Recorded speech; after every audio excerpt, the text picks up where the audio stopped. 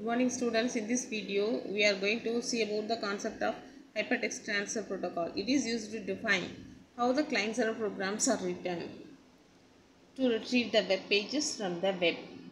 You know the concept of World Wide Web where the client sends a request and server give the response. Here HTTP client sends a request and server returns a response. And the server uses a port number 80 and then the client uses a temporary port number. And it uses a HTTP uses the services of TCP. It is a connection oriented reliable protocol. So there is a any transaction means there must be a connection must be take place between clients and the server. So client server no need to worry about the error messages and all, only transmitting is the responsibility of HTTP.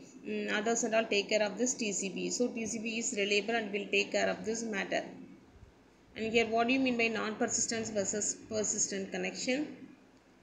Actually the documents requested by the client may be in the same device or maybe spread in several places. So if it is in several places, there is a need of a non-persistent connection. Persistence means if it is available in the same place. If it is in different places, every time we have to set up a connection and then that is closed for each and every retrieval of the document. If it is in the same place, that is a persistent connection means once we set up a connection, retrieve all the documents and then finally we have to close it. That is the difference between non-persistent and persistent connection. So that's only explained here. We have two choices to retrieve each object using the TCP connection or to make a TCP connection and retrieve them all. Every time we have to make a TCP connection, or one time if you make it, then retrieve all the documents, then close. These are the two choices. Okay. So the first method is called as a non-persistent. Second one is a persistent connection. So hypertext concept embedded in the web page document may require several requests and responses. So if the objects are to be retrieved are in different locations on different servers, means we need a non-persistent connection every time to retrieve each and every document. Okay. And then if some of the objects are located on the same server, then persistence connection we can make and then be retrieved. Okay. So that is explained here. The client opens the TCP connection, sends a request, server gives the response and closes the connection. The client reads the data until it encodes the end of the file, then it closes the connection. So what do you mean by non-persistence? Whenever we need to require a document, see in this picture, first there is a handshake between the clients and the server. That is the client giving a request and then server gives a response, then that handshake is closed. Then again if it want to retrieve another image file, means again there is a handshake, again there is it must be closed. So this is a non-persistent. So every request and response there is a connection is open and closed. So this is non-persistence. So that is explained here. And persistence means first you have to set up a connection, retrieve everything and then close it. That is persistent connection. See here, once the connection is set up, then it is so many responses in between, then only finally it is closed. Okay, that is explained in persistent connection. Okay, the thing is there so many buffers are needed in non-persistence, but here only one set of buffers are available, need to be set. Okay, and then we are going to see about what are the format of messages. Request message. Request, the first line, the request message is called a request line. See in this picture only we are going to see in this upcoming slides. For both the request line and the response line, how the structure will be, that's explained. See in both request and responses, first request line will be there, then header line and then blank line, finally body of the message will be the request line. When the client sending request to the server, same like this, when the server giving response, what it contains, status line will be there, header line, blank line, body. The only difference is first line, only the difference. From the request message, first line is a request line, but in the response message, the first line is a status line. Okay, that only we are going to see now. Each and every field we are going to see. Okay. that is given here. Method field defines the request type. So request line first field is a method. What are the methods are used? It may be request, it may be of any type, get method, post method, like so many methods will be there. So anything we can use it. This is the first field of request line. And then second field is a URL. When we are giving request to the server, first field is a method and second one is a URL. And then after the request line, so every field in between there will be space will be there. Okay, after the request line, and then header lines will be there, and finally the body will be there. Okay, so the request line first is the request line first one is the first field is a method, and then space, and then URL, and then third field is a version number. Okay, these are the fields available in that first of the request line. Okay, after the request line, what will be there? Header will be there. See that, refer the picture, the same only explaining now. So header line, finally the body. Okay, next, so request header we are telling, no header line what it's available, user agent will be there, or accept, that header will be there. Any one of the field given in this table will be there. Date, it shows the current date and time can be specified.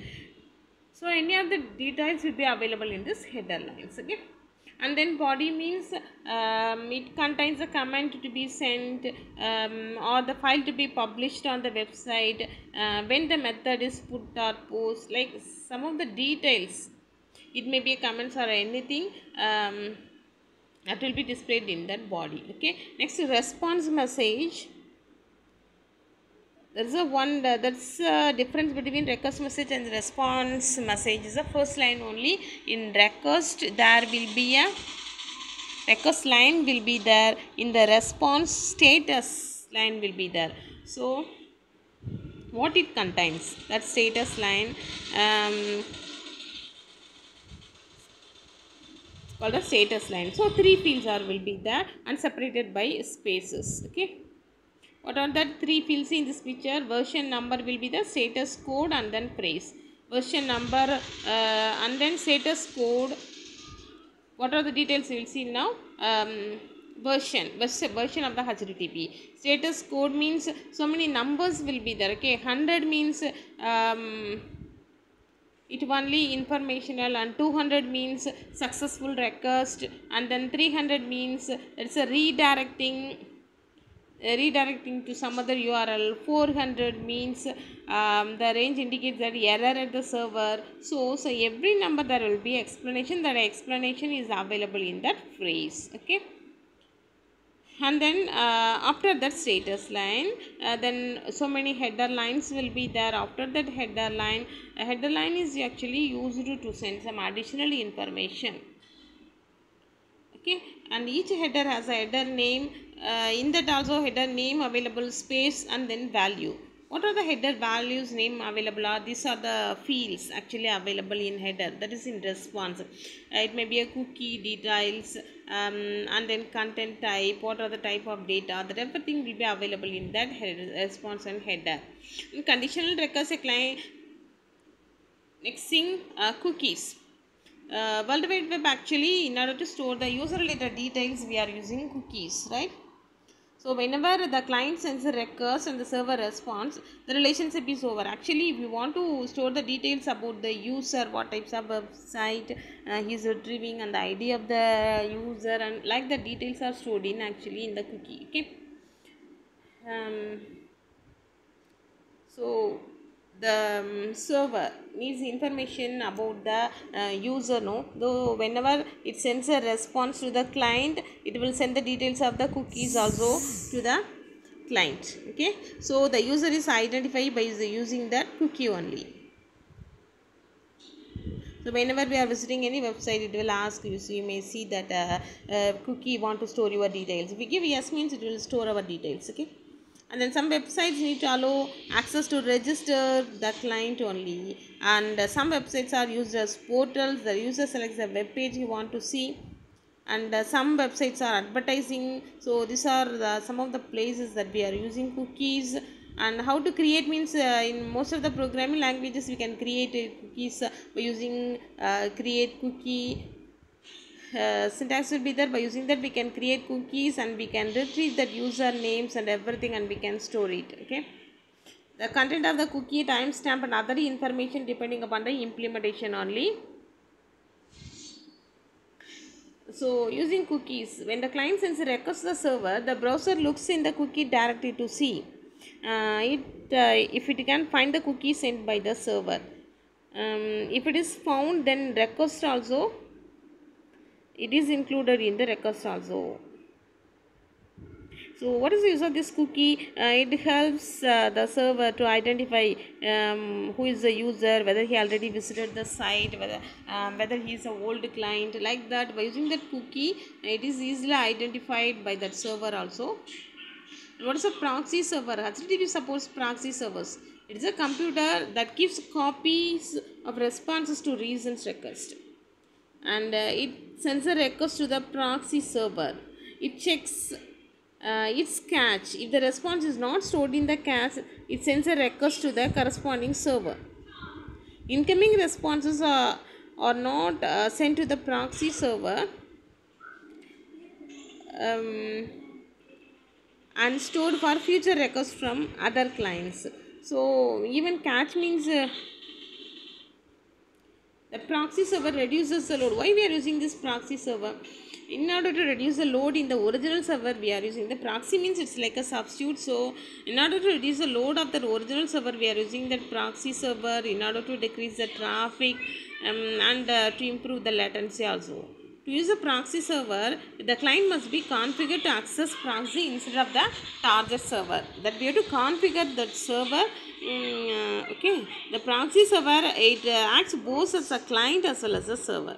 Whenever it receives a request from the client, it acts as a server and sends a response to the client. Whenever it receives a request from the client for which it does not have the response, it acts as a client and sends a request to the target server. Actually, original server only has all the things. If like in a cache, how we are using in a computer, in between recent files are stored, whenever we need we can get it. If it is not in the cache, we are retrieving in the main memory. Same like this proxy server acts as a client as well as a server.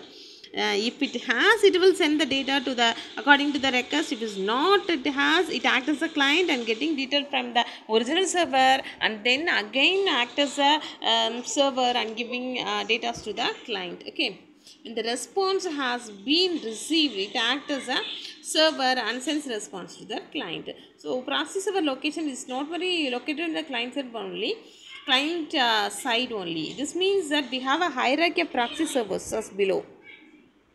A client computer can also be used as a proxy server as a small capacity. Like this, it is acts like a small server. Okay, its capacity is very less only. And then the companies and all, we are using like this. One system, a client, we can set as a server, and we can in between whatever data we can store it. It acts as a server as well as a client, that proxy server. Okay. Cache update. How long the response would remain in the proxy server before B is being deleted and retrieved.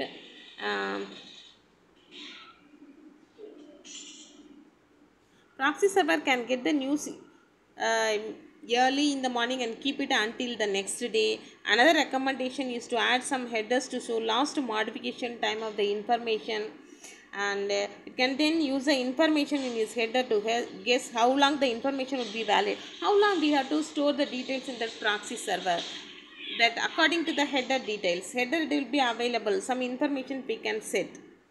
Okay, last modification, how long it will be available in that proxy server, like that the information can be added in the header.